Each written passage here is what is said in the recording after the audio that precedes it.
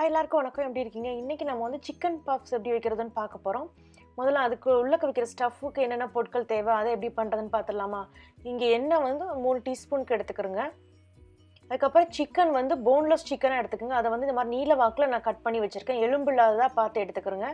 வெங்காயம் வந்து பெரிய வெங்காயம், அதாவது ரெட் ஆனியன் 1 கட் பண்ணி வச்சுருக்கேன். 1 தக்காளி பழம், 5 பல் வெள்ளைப்பூடு, ஒரு சின்ன சைஸ் இஞ்சி, 1 கிராம்பு, 2 ஏலக்காய், 1 டீஸ்பூனுக்கு ஜீரகம், 1/4 டீஸ்பூனுக்கு சோம்பு, 5லேருந்து 6 காஞ்ச மிளகாய், 1 டேபிள் ஸ்பூனுக்கு கொத்தமல்லி விதை, கொஞ்சம் மஞ்சள், கருவேப்பிலை கொஞ்சம், உப்பு தேவையான அளவு இது எடுத்து வச்சுக்கோங்க.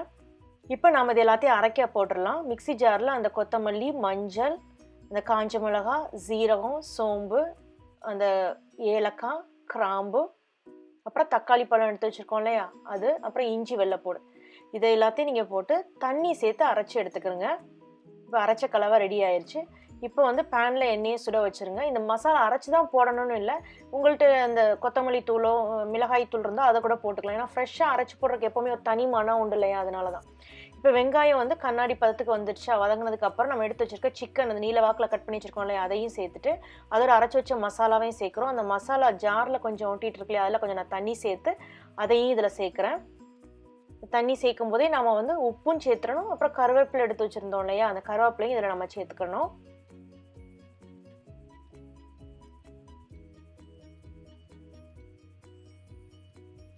இது வந்து நல்லா நமக்கு வற்றணும். தண்ணியெல்லாம் வற்றி சிக்கன் நல்லா குக் ஆனதுக்கப்புறம் நல்லா சுருண்டு வரும். அந்த நேரத்தில் நம்ம அடுப்பை ஆஃப் பண்ணி எடுத்துக்க வேண்டிதான். இப்போ ரெடி ஆயிடுச்சு. இப்போ நான் ஒரு பவுலுக்கு மாற்றிட்டேன். இந்த பவுலுக்கு மாற்றினது வந்து நல்லா குளிர்ந்து போகணும், நல்லா ஆறணும். அதுக்கப்புறம் தான் அந்த ஷீட்டில் நம்ம வைக்க முடியும். நான் இந்த பஃப் ஷீட்டு தான் வாங்கியிருக்கேன். இதில் உள்ள 2 ஷீட் இருக்கும். அதில் நான் ஒரு ஷீட்டை மட்டும் அதில் எடுக்கிறேன். அதில் 3 பாகமாக அதில் பிரித்து வச்சுருப்பாங்க. நீங்கள் எந்த விதமான ஷீட் வாங்கிக்கலாம். அதான் பஃப் ஷீட்டாக பார்த்து வாங்கிக்கிறங்க, பேஸ்ட்ரிக்குள்ளே தான். இப்போ இதை நான் 3ஆக கட் பண்ணிக்கிறேன். கட் பண்ணிவிட்டு இந்த செவகமாக இருக்கிறத கட் பண்ணிவிட்டு என்ன பண்ண போகிறேன்னா, நான் சப்பாத்தி கட்டையால் அதில் 2 இதை வந்து அப்படி ஸ்ப்ரெட் பண்ணிக்கிற போகிறேன். இது எப்போவுமே இந்த பேஸ்ட்ரி ஷீட்டை வந்து ஃப்ரீசரில் தான் வைக்கணும். நீங்கள் வந்து பஃப் செய்கிறக்கு ஒரு அரை மணி நேரத்துக்கு முன்னாடி வெளியே எடுத்து வச்சா போதும். இந்த மாதிரி 2ஆக பிரித்து வச்சாச்சா. இப்போ நம்ம அந்த ஆரி இருக்கு இல்லையா, அந்த சிக்கன் கலவை, அந்த சிக்கன் கலவையை நம்ம அந்த சென்டரில் வைக்க போகிறோம். சிக்கனை நீள நீளமாக வெட்டினா சாப்பிடும்போது நல்லா இருக்கும். ரொம்பவும் சின்ன சின்னதாக வெட்டிடக்கூடாது, ரொம்பவும் பெருசாக வெட்டிடக்கூடாது. இப்போ அந்த இறையை நல்லா உள்ளே வச்சுட்டு இப்போ ஒரு பவுலில் தண்ணி எடுத்துக்கோங்க. குளிர்ந்த தண்ணி எடுத்துகிட்டு அதை வந்து அந்த ஓரங்களில் எல்லாத்தையும் அப்படியே லைட்டாக டச் பண்ணி விட்ருங்க. ஏன்னா இது ஒரு கம்மு மாதிரி இருக்கும் நமக்கு. ஏன்னா நம்ம உள்ளே வச்சுருக்கிறது எதுவும் வெளியே வந்துடக்கூடாது. இப்போ அதை லைட்டாக ஸ்ட்ரெச் பண்ணிவிட்டு அதை அப்படியே ஒட்டி விட்ருங்க. இது நல்லா சீல் பண்ணுறதுக்கு வந்து ஃபோர்க்கோ இல்லை நைஃபோ எடுத்து இந்த கார்னரை லைட்டாக ப்ரெஸ் பண்ணி விட்டுட்டிங்கன்னா போதும். அது நல்லா சீல் ஆகிக்கும்.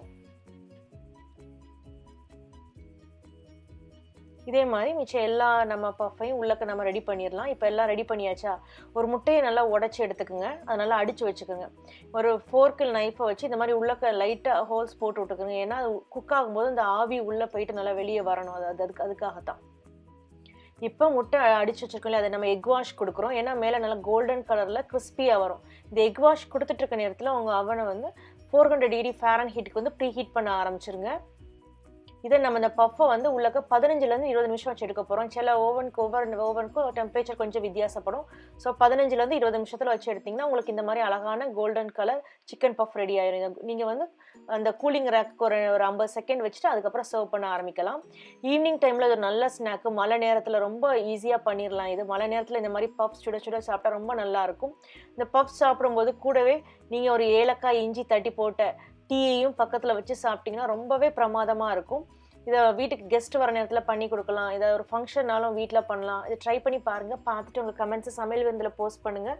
இந்த வீடியோ உங்களுக்கு பிடிச்சிருந்தா லைக் பண்ணுங்கள், சேனலை சப்ஸ்கிரைப் பண்ணுங்கள். நம்ம இன்னொரு வீடியோவில் பார்க்கலாம்.